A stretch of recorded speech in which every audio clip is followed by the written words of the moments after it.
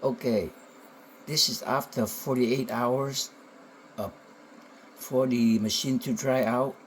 I'm going to turn the power back on. Let's see what it look like. Okay,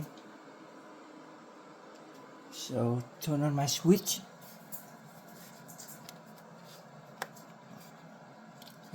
Sorry. Okay, looks like it's working. So after the power turn on, the, the machine is initialized right now. Okay, there you go. The arrow is clear out. Power back on. It's working. So after that, you have to run a normal cycle. That's what it takes. Thanks for watching. Bye bye.